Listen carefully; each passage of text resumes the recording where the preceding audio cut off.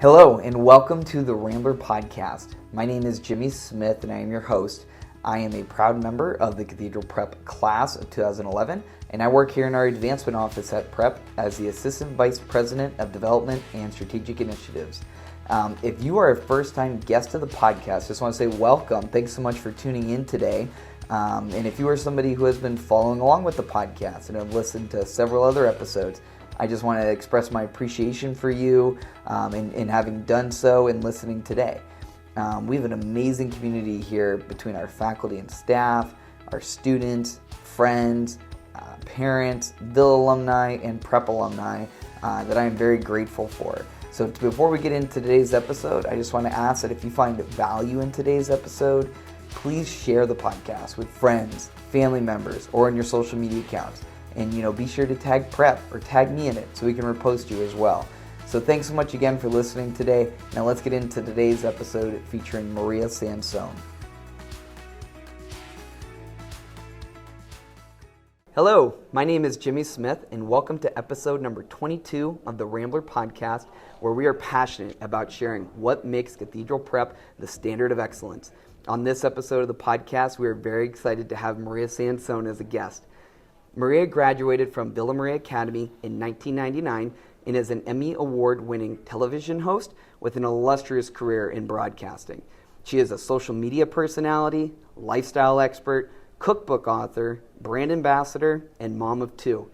Maria is currently the host of NBC Boston's premier lifestyle show, The Hub Today, and host and creator of the Edward R. Murrow award-winning Mom to Mom with Maria Sansone television show and podcast.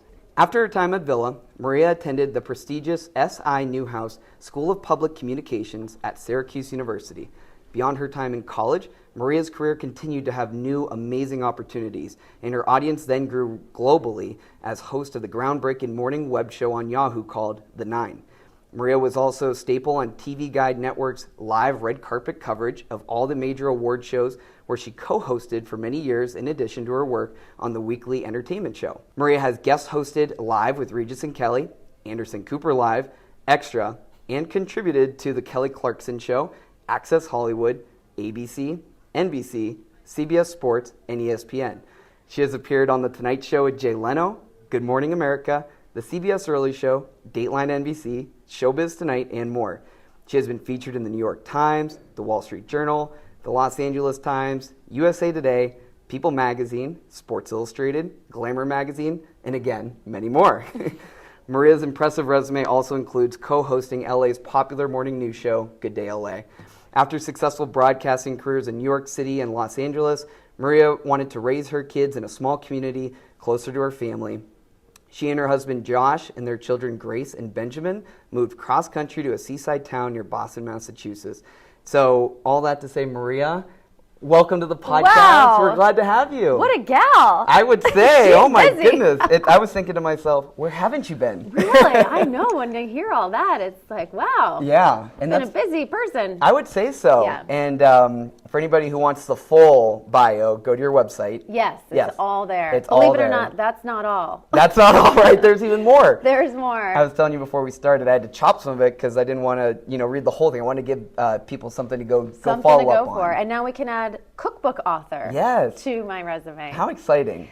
It's so exciting. And it's so fun to be in Erie to promote it. So the book hasn't even come out yet. Right. And I'm here in Erie with the first shipment, literally hot off the press, because I wanted to share my recipes and my stories with the people of Erie, because this is really home. And this has always been such a supportive community. I mean, you read the extensive career that I've had, but it all started here in Erie. And honestly, without the support of the people here, some of those things wouldn't have even happened, including Regis and Kelly. Yeah. I filled in for her because people voted for me. Oh, wow. And it was the people in Erie who really stepped up to the plate and voted me on that show. Wow. Yeah. How neat is that? That was very cool. Now, do you know, I'm assuming you do, the Regis connection with Tony Zambrowski, who used to work here at Prep? Yes. Because back then, I brought that up. Oh, yes. And he said, oh, yeah, of course. Yep. Yeah. And I know for many years he always kept in touch with Tony and whatnot. Regis is a legend. I am so lucky that I got to sit next to him and host with him and see truly the master at work. And how amazing for you to have all these different experiences. And the time we're recording this today, you're going to Gordon's tomorrow to go ahead and do your book signing and everything. And what an exciting time, like you said, for the local community to come out, see you, get an autographed copy of the book. And I think I'm going to see some familiar faces. I think some of my Villa girls are going to come out that I haven't seen in ages. I expect to see people I haven't seen in a really long time, but also some new faces too. I've made such great connections on Facebook over the years and Instagram, and that's truly how the book came to be. Is I love to cook on Instagram with my crazy family and my kitchen, and I've invited people in, and that's how the genesis of the book really happened, was through Instagram. So I've made connections on there, and it'll be nice to put the faces to the names. Right. So I think it's going to be a scene. I would say so. It sounds like it. I hope we have enough books, is all I'm saying. Yes. Well, and then this episode of the podcast coming out on Monday, May 1st. Which is a big day. That's the eve of publishing date. Yes. So in the book world, I mean, this has been going on for 3 years. Wow, I started the process in April of 2020. Yeah. So right when the pandemic started, this was something that had been on my brain for a while, but this is a tough project to start. You don't know how to start a project like this. It's very overwhelming and scary. And I kind of didn't know when I would ever find the time to do that, because step one is putting together a proposal. And those are anywhere from 10 to 20 to 30 pages. And so you really got to focus and get your thoughts together and figure out really the focus of the book, which is, it's the hardest part. Right. But once you put pen to paper, then the project really begins. So during the pandemic, I was able to find the time because I wasn't going into work. And obviously we were all home on lockdown, so I said, this is it. This is the time. So April 2020, I started the process, and then it was now 3 years later that we're sitting here today, finally, with book in hand. That's cool. But that's how long the process took for me. Well, I'm going to note that here so we can circle back to asking you a couple questions about that process. Some of the things we're going to talk about when it comes it's a process. Some of the things when it comes to, like we're going to talk about the success you've had and some questions about maybe tips you have for people to climb successes you have. Sure. I'll have some questions for you to circle back on the book. But why don't we start talking about with your time at Villa? You're a proud Villa alum, 1999 class. What was it that made you decide you wanted to go to Villa? Oh, there was no question. Yeah, I was just going to Villa. Yes. Yeah, I was just going to Villa. My aunt graduated in '69. Okay. My Aunt Patty went to Villa. She was an alum, and she really had a wonderful experience. She still keeps in touch with her Villa girls. Yeah. She calls them the Villa girls. So I think that had a little bit of something to do with it, but just living in that area, and that was the Catholic high school, and so it was no question. And I wanted to play basketball for Villa bad, and that was one of my big goals at that time, was to make the Villa basketball team, and it was very competitive. There were some very great athletes at that time there, and I'm lucky I made the team. Yeah. It was touch and go. I wasn't sure. I remember walking up and seeing the list. Yeah. The list, like you see in the movies. Oh my God, I have chills thinking about it. Actually, I didn't, thank God, have to read the list. One of my classmates, Matt Scher, came running out to meet me at the car, and he goes, "You made it! How you exciting. made it!" Yes. I said, "Oh my God." Yeah. So it was never a question. I was going to Villa, and I'm so glad I did. And I didn't mention it to start the podcast, but I graduated from prep with your brother Dominic. That's right. Yes, me and him have been good friends for a long time, and we had a lot of classes and interactions through our prep We were days, out of last course. night. Oh, nice. We hit the town. There you go. Yeah, as you do. The old spots, that's right. We went to the old spots, did a little karaoke, There you go. It was quite the day. I had a busy day yesterday. I was hitting all the TV shows and doing press. It was like living in a little fairy tale. It was so fun to have all my family around and my kids around, and going back on the shows that I did when I was a kid. Right. Just really surreal. And then we went out, and they had I was on TV at the bar. Oh. Like, turn that up. That's me. How neat It is was that? just like a fairy tale. Yeah. And side question, have you noticed a big difference with Erie with some of the investments you started to see, like maybe downtown in some areas? I mean, there's a lot that's been happening recently It looks here. great. Yeah. I grew up on 6th Street. And so 6th Street, as you go downtown now, looks incredible the way they're refurbishing all the old houses. And then today, walking into Prep. Yes.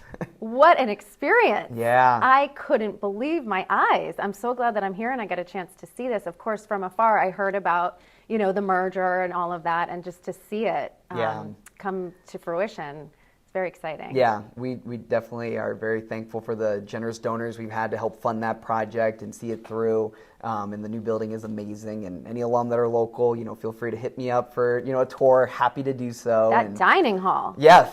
Or whatever you call it is amazing. Yeah. I might have to stay for lunch. Yeah, they might be having lunch right after we leave here. So, and then talking about Villa, just one other question for you. What were some of your favorite memories about your time there? You mentioned basketball, but outside of that? It has to be Sports Day. Yeah. Sports Day, Mary's Day, all of the really special events that made Villa.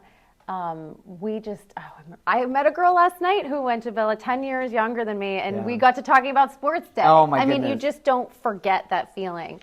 And I was lucky enough to be nominated class speaker for our graduating class. And so I was able to pull together all those memories. And we actually lost as seniors, which doesn't happen. Right. And we had won as freshmen. Now, this is very specific, and the Villa people will get this. But we won as freshmen, which is unheard of. Yeah. And then we lost as seniors, and it was devastating. And so a lot of my speech was about like picking yourself up by the boots, and it really brought us together as a class to go through that heartbreak. And now it sounds silly, losing a Sports Day game. But it meant that much. But at that time, it was, anyway, it's just great memories. I also remember doing a lot of performances on stage. Yeah. We did Saturday Night Live once a year back in those days, where you could do skits and things like that, which was right in my wheelhouse. I'm sure it was. Yeah, so we neat. got to do a lot of like acting and sketches and comedy. I mean, they've had an environment where you were really comfortable to explore the things that excited you. Yes. And for me, that was, doing impressions right. and things like that. And so they gave me the space to do that. And I wore a lot of wigs, yeah, a lot of fun costumes. Stuff, right? Yeah. Remember dressing up like Britney Spears at one point and with my girlfriends and like dancing on stage for the whole school.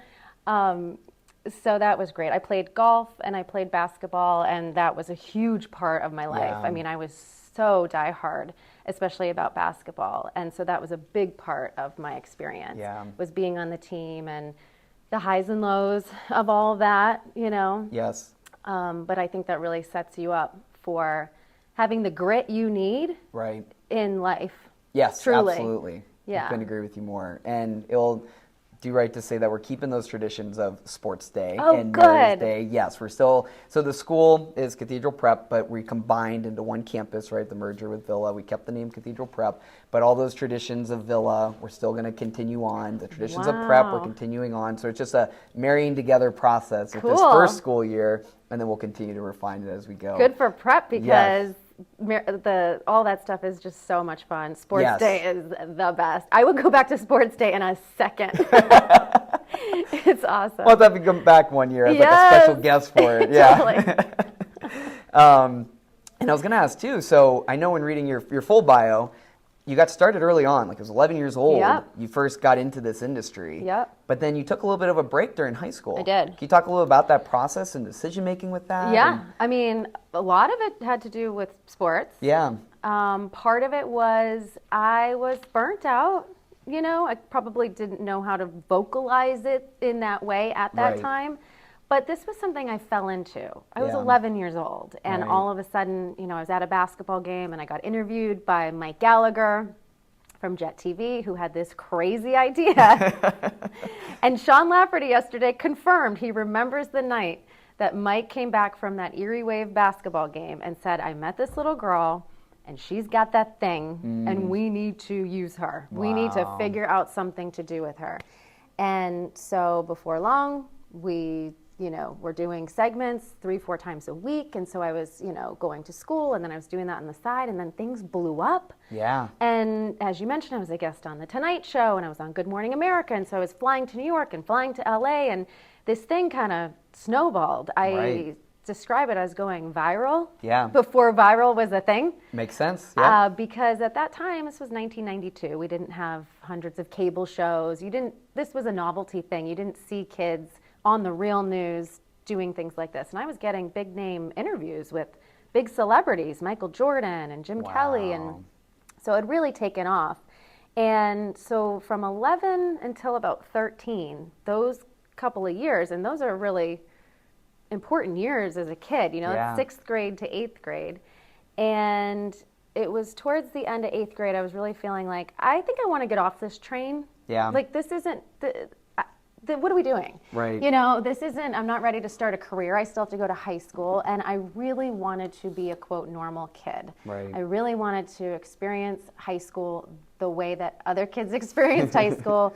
And I was very focused, as I said, on making the basketball team. And I knew how competitive it was. And I knew that I was going to have to spend the entire summer going to camp and doing the things I needed to do to prepare for that. And the way it sort of all ended and the break began was 8th grade. I went to St. Andrew's School, and I had been there since I was in kindergarten. So this was a very tight-knit class of like 25 kids, 30 kids maybe. Yeah. And it was our last day of 8th grade when I was scheduled to be on a little show called Oprah. Just a little deal, And I didn't want to miss the last day of 8th grade. Yeah. It was very important to me in my 13-year-old mind and heart. And we were already scheduled for Oprah, and my parents said, listen, if this is so important to you and you want to cancel on Oprah, you have to pick up the phone and call them and tell them. Now, this was a time when I was afraid to even call for pizza. I was just a little girl. Even though you were in the public eye, right? In the public eye, I still was just a teenage girl. Yes. And so I said, fine. I remember taking the cordless phone and going upstairs and calling the Oprah Winfrey Show and speaking to a producer and saying, there's a conflict and I'm not going to be able to do it. So I may be the only person on this planet. Find me someone else. We got to confirm that somehow. Who has turned down Oprah. Right. And you know what? I wouldn't have changed it. That's amazing. It was a big turning point for me. It was me putting my foot down and saying, guys, I'm ready to stop, to take a break. And I had been saying it, but it was just, one more thing. Right. Oh, but this. Oh, we already confirmed that. And it was getting a little out of control. Right. And so this was, okay, she really does want a break. She's really wanting to focus on other things. And I did. Yeah. I did, and I made the team, and I had the high school experience. And you don't have the regrets of what if? No, because I was able to jump back in. Yes. And I was willing to take that risk that maybe I won't be able to jump back in this business. But at that age, I didn't really care. Yeah. The stakes weren't very high. Yeah. And that's why I think I was so lovable. Right. Is like when I was on the Tonight Show, I didn't care that I was like, I had nothing to lose. I had nothing to gain. I was didn't feel just pressured. No, I mean, if I went on the Tonight Show today, it'd feel a lot different. Yeah. But then I was just being me. Yeah. So, and it showed. Yeah. People obviously clamored to you and loved when you were doing that. And, I think of the interviews, like, who says no to a little girl asking, hey, Michael Jordan, can I interview you? Exactly. I capitalized on that. Yeah, absolutely. Mm-hmm. Well, good for you, to be able to see that through, to basically say you recognized in yourself you didn't want to do that. Because what would have happened if you went through your high school years, not playing basketball, doing those things? Yeah. So I guess, staying on the topic of those years, you mentioned you could always go back to it. Did you know that you wanted to continue your career doing this in college, or were you still on the fence? At that time, I did not. Yeah. Even all through high school, I don't think I thought that TV was going to be my career path. Interesting. Yeah. I thought it's there, and we know that that's something I'm good at, but I don't know if that's what I want to do. I dabbled with the thought of being a dermatologist. In fact, on The Tonight Show, I told Jay Leno that I wanted to be a dermatologist because I liked science. Yeah. And I liked looking at cells and things. But then once I got older, I realized that required medical school and probably classes that I wouldn't have been so great at and all that stuff. So it really wasn't kind of the second turning point for me was when I was chosen to be on Regis and Kelly. So at that point, I was at Syracuse, and I majored in television, radio, and film, which was broad. Right. So at that point, I kind of started honing in on, all right, I think I do want to do something in this industry. I'm just not sure what that is yet. Sure. And so that major allowed me to kind of play around. Yeah. Got to edit, got to produce, got to learn about the history of television. It was just a very interesting major. But again, still just wasn't sure where that was going to take me. So at age 20, I was going into my sophomore year at Syracuse when the opportunity came up to audition to fill in for Kelly, because Kelly was pregnant. Yeah. And they were looking specifically for a college co-ed. So I remember my dad called me. He's like, you got to get on this. Yeah. So I was coming home for something, and so Mike Gallagher once again took me out, and we ran around town, and I filmed a little tape. Yeah. And they say, this legend has it, that they got 10,000 tapes. Oh my goodness. Tapes, and I say that because it was tapes, It was back, tapes then. back then, yes. It wasn't like, oh, just shoot me an email with a clip. Yes. You had to actually have a camera person and a tape, and things were a lot different. So they say they got 10,000 tapes. And they narrowed it down to, I think it was 10, and then they let the people decide. And that's what I was saying, the people of Erie, they were going to computer labs and voting on every computer. Wow. Yes, that's what I'm goodness. saying. So I got chosen by my own merit at that point. So I'm 20 years old, and at that point, I realized, first of all, being on that show was the most fun I've ever had. Oh, that's cool. It's an hour of live TV with a studio audience that laughs at your jokes, that responds to you, that you can play off of. I mean, it was, they say it's like a drug when you get your first laugh. Yeah. It truly, I mean, the adrenaline, it was just amazing. Of course, I'm sitting next to Regis, so the perfect 1 hour of television. So it was on that day, in that chair, where I said, this is what I want to do. How cool is that? And I'm capable of doing it because I'm just not a cute kid anymore. Right. That was probably 11. a very important part of your process. Very important. Yeah. And so it was after that day that I had an agent from when I was a kid, but who was completely on pause. And I called him up and said, let's go. Let's go. And you were ready. I was ready. Yeah. And then what were those early years like? So you make that call, you say, let's go. I'm still in Syracuse. Yeah, you're still I'm at Syracuse. Still Yeah. Yeah. Can you tell us about that? So the timeline? next step was, now I had this tape under my belt, and I had the Regis experience, which is huge. Yeah. And so my first big break after that was I got an opportunity to audition for MTV. And I was also auditioning on the same day for a channel called College Sports Television. That felt like a shoo-in. Yeah. Because I had done sports my whole life. Right. And I was in college, and I'm like, this feels like that. I mean, my agent kind of thought that was the job I was going to get. Right. So he said, take a train from Syracuse, come to New York, and you really need to sit down with these people from College Sports Television and audition, and I think this could be your job. Right. And by the way, MTV's auditioning for something too, and since you're here, give it a whirl. Go ahead. Okay. So I was so focused on the college sports job that I didn't get.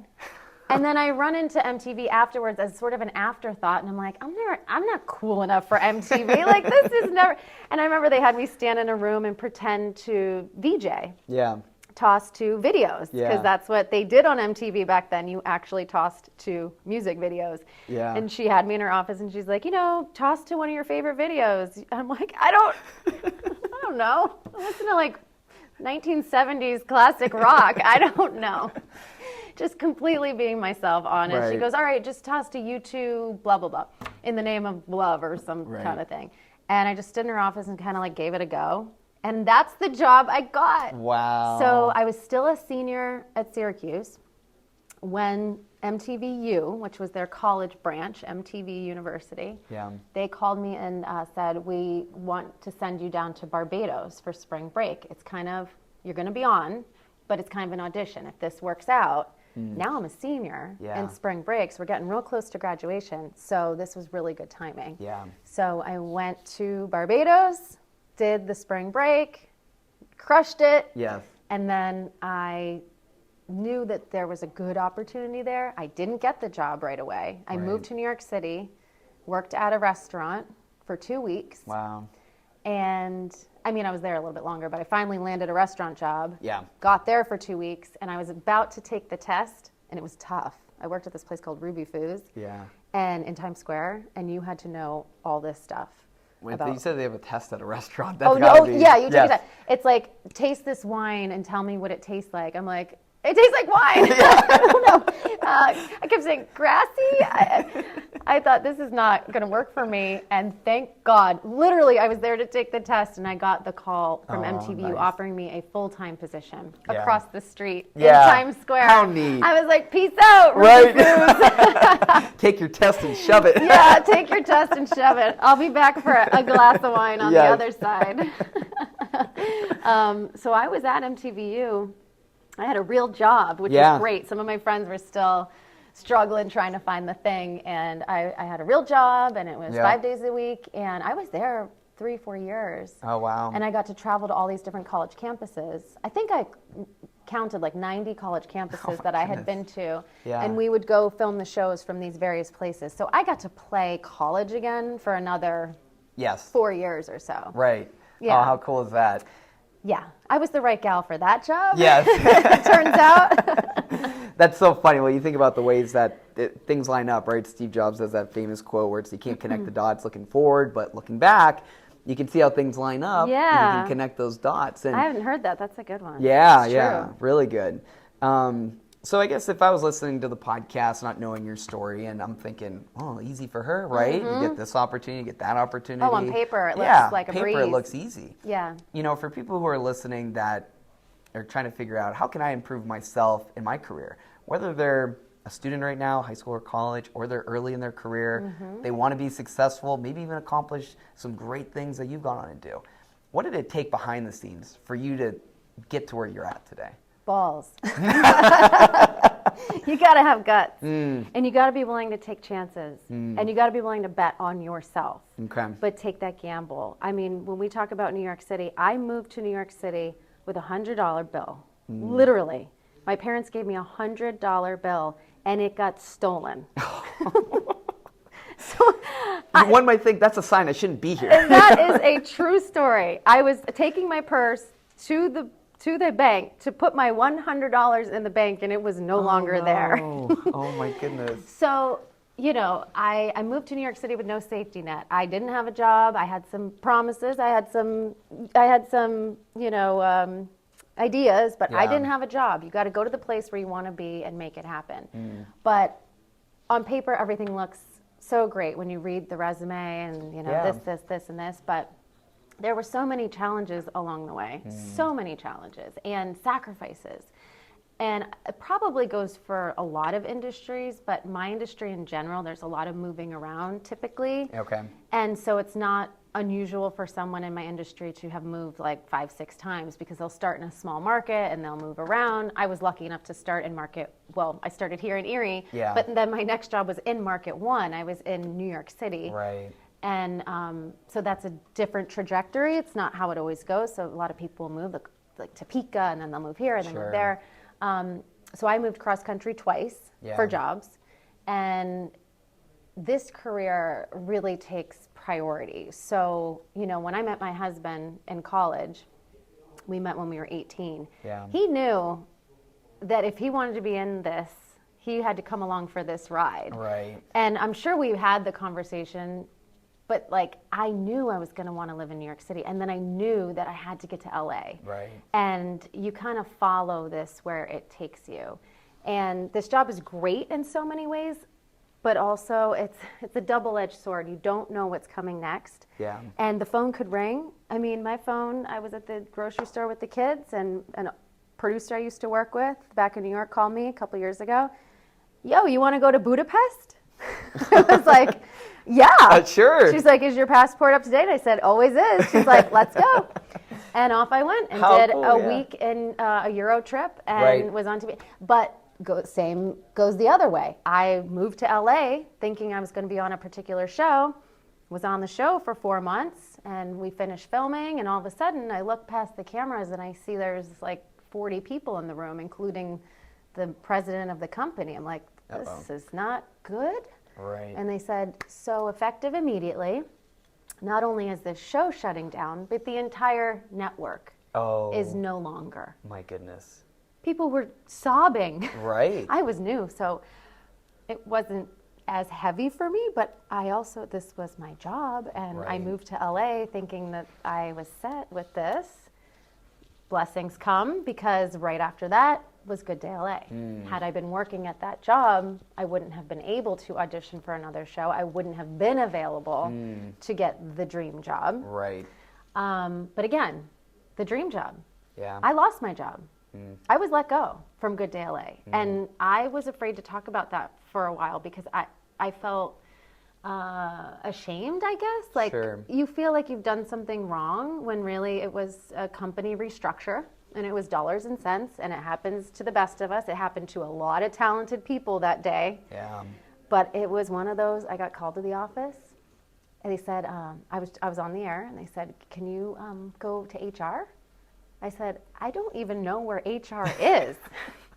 Right. But again, this can't be good. Right. So I'm marching up to HR thinking, what is this about? It didn't even occur to me it was about my job. Right. I thought they were going to ask me about someone I work with. I don't know. I was my brain was spinning. I was also 4 months pregnant. Add that to the mix. Add that to the mix.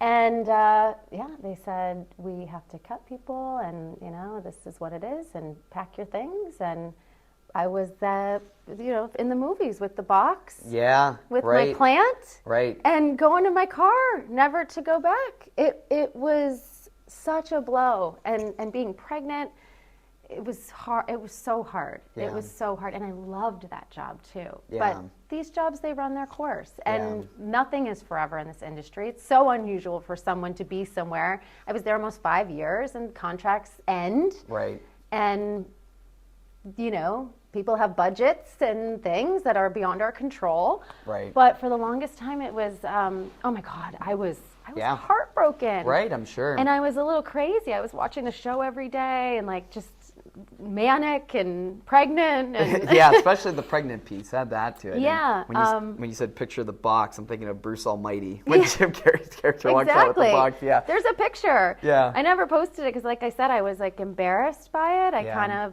said, oh, I just moved on, and I didn't want to, throw them under the bus. I just wanted it to be graceful and everything, yeah, I was going to say, you had respect in your exit. Yeah. I mean, it was nobody's fault. It's just how things go. But if I look back, like you said, connecting the dots, so it allowed me to have this beautiful pregnancy with my son, and my daughter at that point was 3. Okay. And so a little bit of the other ugly part was in between. I had a lot of trouble with my pregnancies. I kept getting pregnant and losing the pregnancies, all during the time in between my daughter and my son. So here I was, 4 months pregnant. Finally, things were going smooth, and not having to get up at 3:30 in the morning to go be on a news show. While having a 3-year-old. While having a 3-year-old and being able to really have a healthy, lovely pregnancy was great. And then I was able to be home with my son in those really formative, beginning years. And that's kind of what led me to where I am now, which was, it gave me the clarity, okay, I got the job in LA. That's what we were here for. That job is now run its course. Right. And we knew we wanted to get back closer to family. And had I still, if that job kept going, I don't know if I would have been able to jump off that ride, because I loved it. And it was a great job. So I don't know, maybe we would still be there. So, and I'm so happy with where I am now. And so I'm happy I was given that window to kind of make that leap. Right. It also forced me to be creative. This is where, and I'm sure your listeners, anytime things aren't going right, or you're seeing something that looks negative, it's an opportunity to create something else. Right. You don't know what you've got in you till you're hungry, right? Back against the wall. Back against the wall, and that's when I started cooking live with my audience. I missed being on live TV. I missed connecting with my audience. They were like, where are you? What's going on? Right. And so I had my son now. He's 4 or 5 months old. He's on my hip and my daughter's on the counter. And I said, I'm just going to put this Facebook Live thing on and cook. Yeah. And they loved it. Yeah. I had hundreds of people watching me the first time. We made spaghetti carbonara, which is in the cookbook. Nice. And they watched and they loved it. So we kept doing it. Yeah. And I invited people into my kitchen, and I found the simpler the recipe, the more they liked it. Those were the ones that people were saying, Maria, I make this every single week. And I said, it's so easy. They said, that's the point. Yeah. So that is how the book came to be, was me in my kitchen, in between jobs, like thinking, what am I doing? Kind of in a bit of a crisis. Yeah. And it turned into something so cool and so authentic to me. And it allowed me, like I said, to make that big move to the Boston area. We're around family and friends. And back to taking chances. Yeah. Like, I work in television. New York or LA was always the place to be. I packed up our whole family, moved cross country with no plan really for a job, just kind of crossing my fingers that it would work out, but knowing that it's a good possibility it won't. Yeah. Right? I mean, I've had successful careers in the 2 biggest markets. Like, I don't know what will happen. Right. It's very tough to just prance into a new market and expect to get on Everything to TV. be ready to go. Yeah. So despite everything I read off in your bio, absolutely, all the connections I'm sure you've made through your career, all the networks you've been on, everything you've done, still here you are, Maria Sansone, in this most disappointing probably season of your life at that point in your career. Yeah. Yeah. Yeah. So I came to Boston just kind of on a hope and a dream. And that's when I got really serious about writing the cookbook, because not only was it a passion of mine, but I'm also thinking, what am I going to do career-wise? And so I did start really thinking about other paths, and cooking was something I loved. And I was starting to find myself in that space a little bit more professionally. So I had no job, right? I'm in New England. And so I volunteered at my daughter's school to do a cooking club. So I had Miss Maria's cooking club, and I was doing like the similar to what I was doing on TV. I had a half an hour with them. Yeah. And so we'd make these little quick things, and then they would draw it, and they'd put it in a little cookbook. Oh, neat. Everything, again, the dots started to line up. Yes. Things started to happen. And then I had been in touch with the NBC station in Boston. They had launched a show called The Hub Today, which was the sister show of New York Live, which was the show I did in New York, which is a show I helped launch. I was there on their very first episode. I think they've been on the air like 10, 15 years now. But I was there and helped launch that. I was there for 3 years. So who better to help out with The Hub? Because now The Hub is a live show 3 days a week. And so they gave me a shot, and that was 3 years ago. So now I'm happily at the NBC station doing The Hub Today, and a show called Mom to Mom, which is a podcast. And that just grew into this great thing. But I think it's also because I didn't hold it too tightly. An old producer friend of mine from LA always said, hold it loosely. You know, a dream. I hold it, but you can't squeeze it too tight. You got to hold it loosely, and I feel like things line up. You stay focused, you stay the path. But you can't manipulate, and you can't force it, because what will be will be. You do your best work, you're good to people, you do the thing, and you know, you go with the flow. Well, and that's the thing, you know, as we're talking, you can look back, and we've gave the connect the dots reference, but you can look at the seasons of your life in which these things have happened to you, and you can talk about how they happen. Our listeners, you know, they're in a season now, right? We're all in a season. Absolutely. We're all in a season. You're in a new chapter. We're all in a new chapter of life. And those are the things like you just talked about, how the day-to-day, you got to keep that dream in front of you. Like you were just saying, hold it loosely, keep your focus, like be moving towards it. But I love how you just said, treat people right. Do your best job day in and day out. Because you don't know where things are going to lead. No, and you can sleep at night knowing you've done the right thing. I work hard. I mean, after everything I've done, I never take anything for granted. I show up on time. I show up prepared, over-prepared, and you do the thing. You don't complain. You do your job. I never forget that we are the lucky ones. I think what I do, my job, no offense to what everyone else does, this is the toy department. Yeah. I work in the toy department. I get to travel and cook and play on TV and make jokes and talk about fashion and beauty, and I mean this is the good stuff. So yeah, not to say I never get caught up and whatever. I'm not perfect. But I know that I'm very, very lucky to be in this business, and there are people who would do it for free. Yeah. They are. Right, I'm sure. It's so competitive. Yeah. Yeah. And that probably adds that element of difficulty when getting your name out there and doing that. Yeah. So yeah, talking about, you said, there's things that you learned how to do through your career to help you be better at what you're doing. Yeah. What recommendations did you have for a young professional in terms of the day-to-day? Like you said, you're focusing on improving yourself. You don't take anything for granted. Mm-hmm. The things you're doing to work hard at your craft and be better than you were. Yes. What advice do you have for professionals being better in their career, whatever it is? I would offer a couple of suggestions. One would be to find someone that you really admire that's doing the kind of work you would like to do. Yeah. And see if they'll chat with you. You'd be surprised how happy people are to help. Maybe a mentor, maybe that's something like along those lines, or maybe just a conversation. Can we grab a coffee? Do you mind if I call you and, could I get 20 minutes of your time to pick your brain? And people will help you and they'll point you in the right direction, and you can get a lot of information and help and guidance from people who have been there. Right. And we know that in any industry, it's about the connections you make. So in the meantime, you're making connections with these people who are, really hooked up. Yeah. The other thing would be to get experience. And I know you're thinking, how do I do that? I don't have a job. How can I?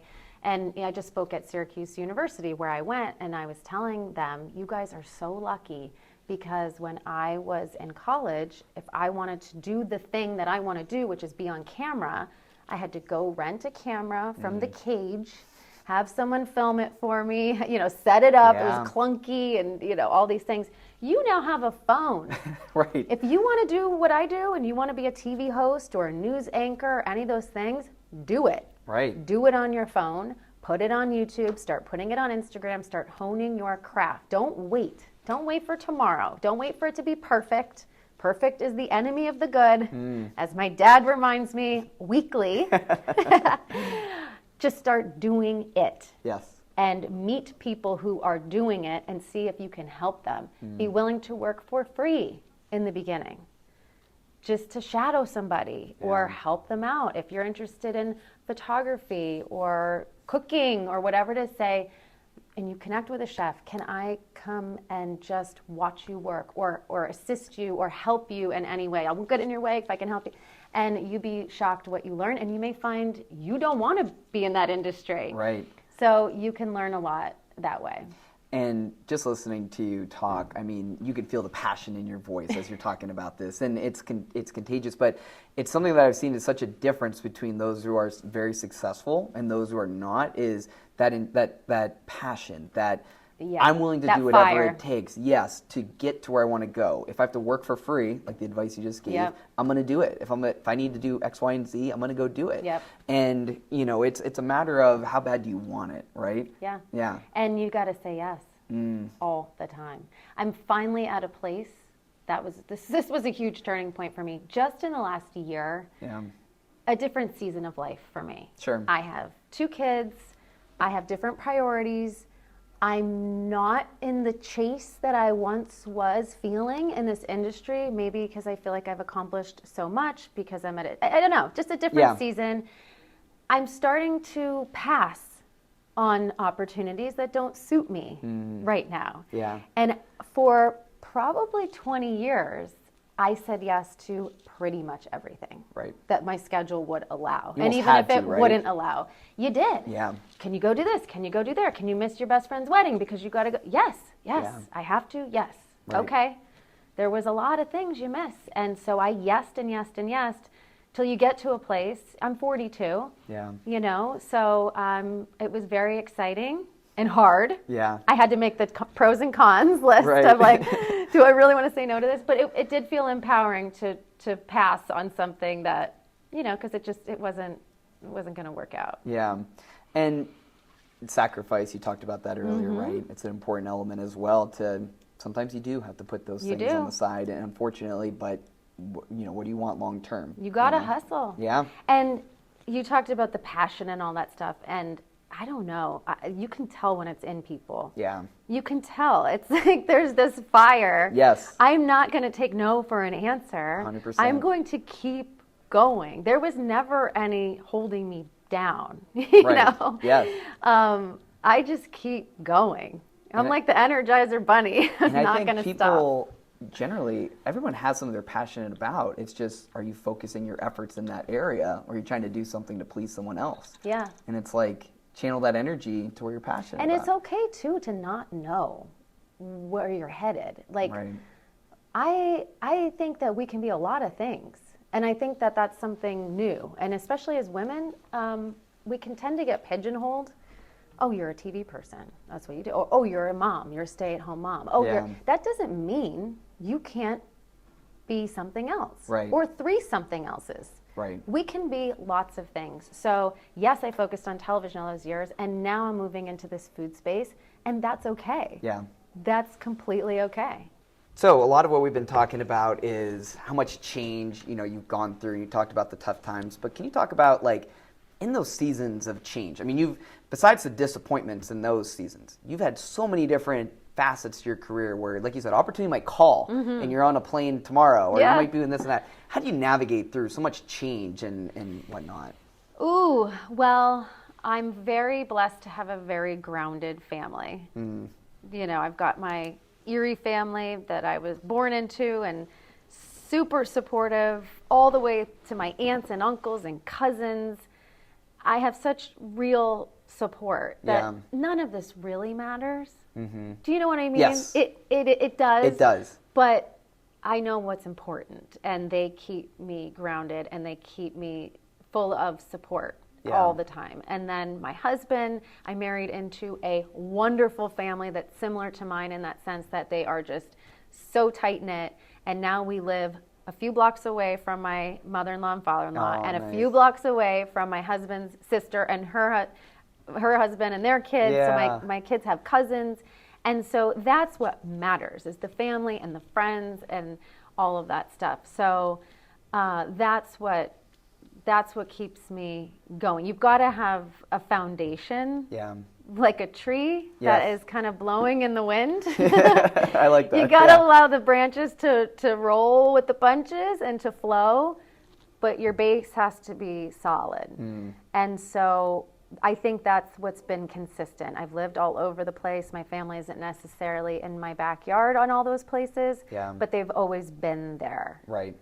And so that's been the constant. Yeah. Yeah. How cool and is that? that's important. It is important. And I want that for my kids too. I want them to always feel secure and safe and home, no matter where they are. Yeah. Yeah. And it's important, like you said, so much change happening in your life, so many awesome opportunities, but you've always had your family to go back to, you can lean on and be that support. And I should have mentioned my grandparents too. They're no longer with us, but they were such a huge part of my growing up process. Yeah. I was at my grandparents' house 6 days a week, easily. Yeah. And so having that generation have such an impact on me is really a huge part of who I am. So. Yeah. A few questions for you as we start to wind down on the podcast here.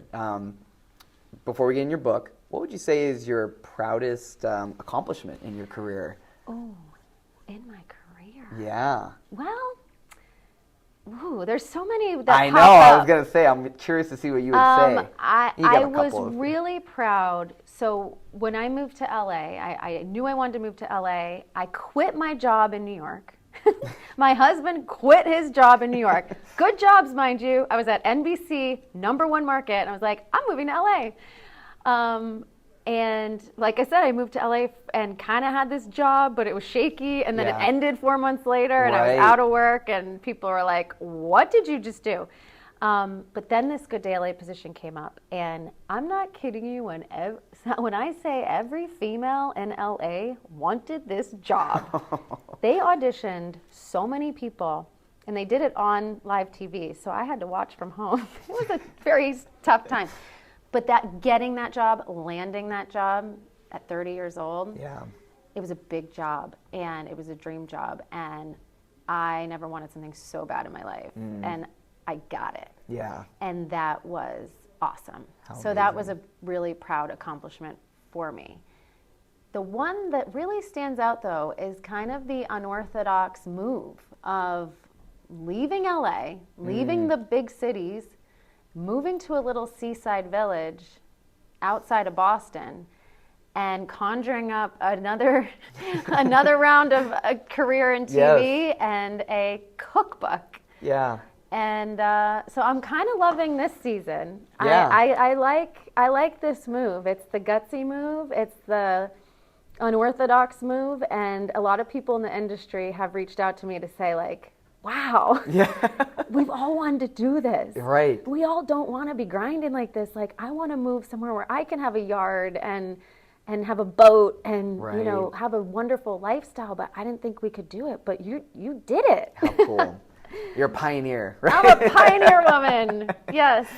And as we talked about earlier, though, there was a lot of disappointment that led you to where you're at. Yeah. And most interviews don't allow to get into all that. So that's why the podcast format is nice, because when you only have 2-3 minutes, you just scratch the surface of all the lovely things that have gone on. Yeah. And you don't get into the nitty gritty. And you got to remember that too when you're watching people on TV and you see people on Instagram. That's the highlight reel. Everyone's going through stuff, and it hasn't been easy. And especially for the most successful people, they've all got their stories. Yeah.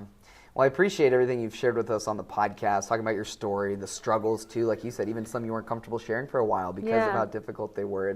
I think a lot of our listeners can find a lot of value in what you've had to share with us. Yeah. Now, in regards to the book, like how exciting, like you kind of mentioned, you know, it was kind of a 3-year process to get from where you're at to, you know, now. Yeah.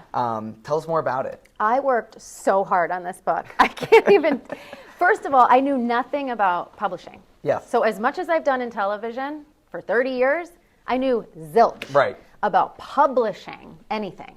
So to see a project like this through was really an accomplishment for me. Yeah. To do something tangible. Television is here today, gone tomorrow. Right. I do live TV. I had a great show.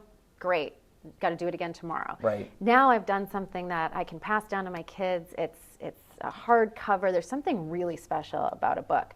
But wow, what a process. What a ride. Had I known how much work it was going to be, I may have gotten cold feet. Yeah. But you just take it one little step at a time, and I didn't really know what the next steps were going to be. So it was like as soon as one chapter, so to speak, was closed with this thing, the next one would be equally as challenging and hard. And then I'd be like, okay, well, that's over. Okay, now to the next thing. So it started with an idea, and then had to get a publisher. These are all big hurdles, by the way, writing a proposal. All these things just in and alone of themselves are difficult. Right. Now I got to write a book. Okay.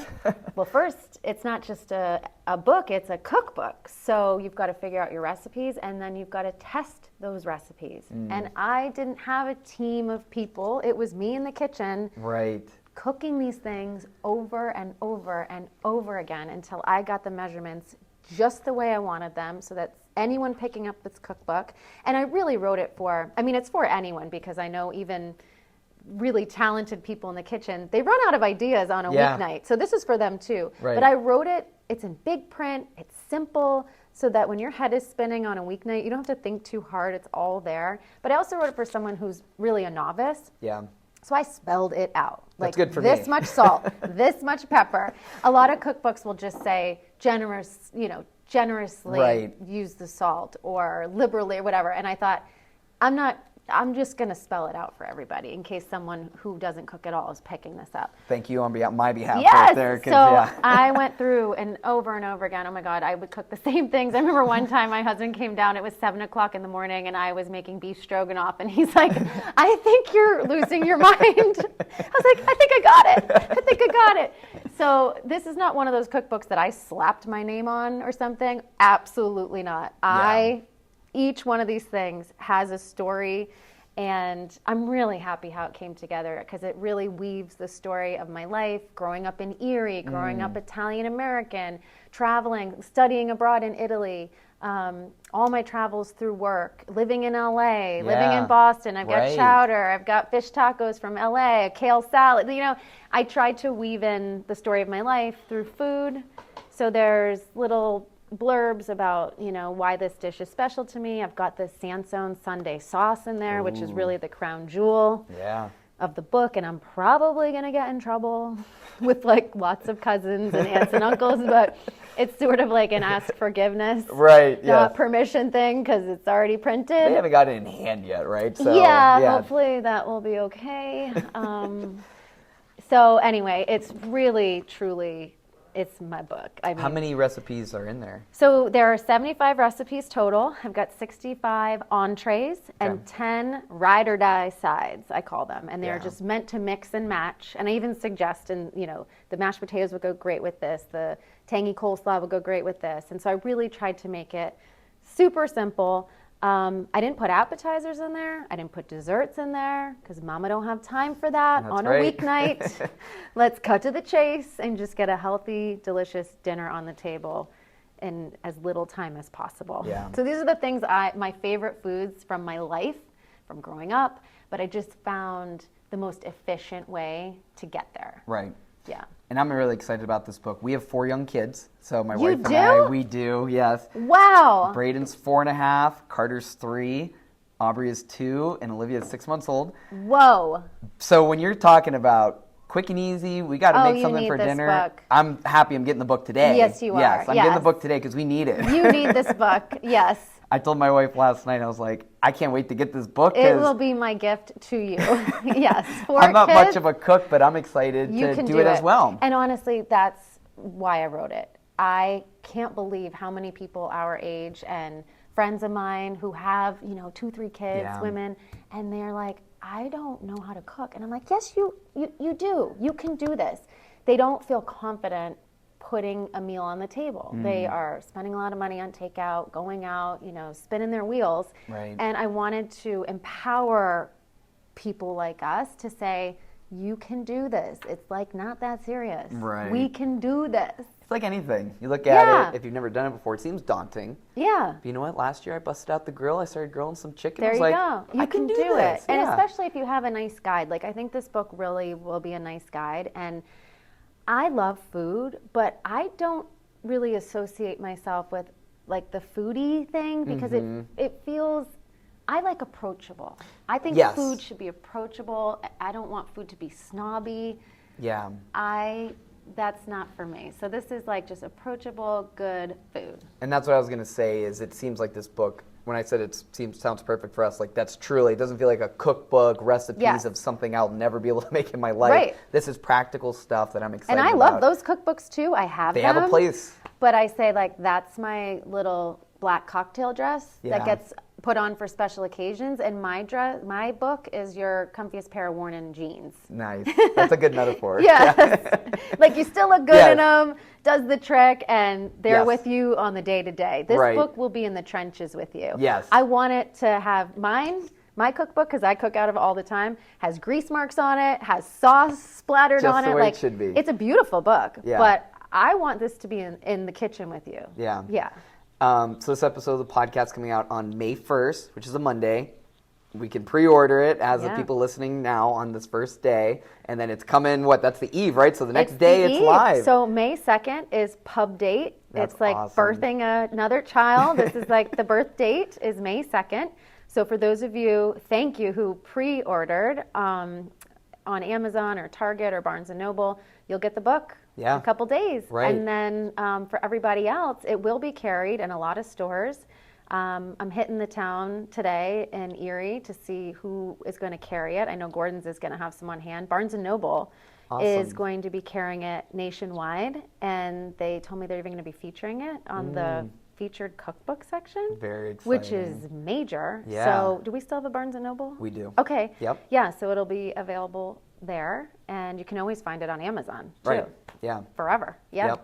And I was going to ask then, so you can get it on Amazon, you can get it in the places that you need to. People are going to be getting the copy, and then you mentioned possibly you might do something in August. I'm not going to say any information because you might change your mind, but a little teaser for people who might order it as of this podcast coming out. You might have missed the chance to see Maria when you're in town now, but in August there might be an opportunity. I think we'll probably do a second signing. Yep. So I just putting the teaser out there for listeners. Yeah. If you're going to order it today. That's what I'm thinking. Yeah. Yeah. We'll see how it goes on Saturday. But there we go. If everyone comes who says they're going to come, I think we might need to do a second signing, which is fantastic, by the way. Yes. Yeah.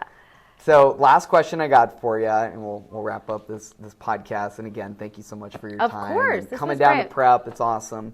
So I asked this question to all of our alumni guests.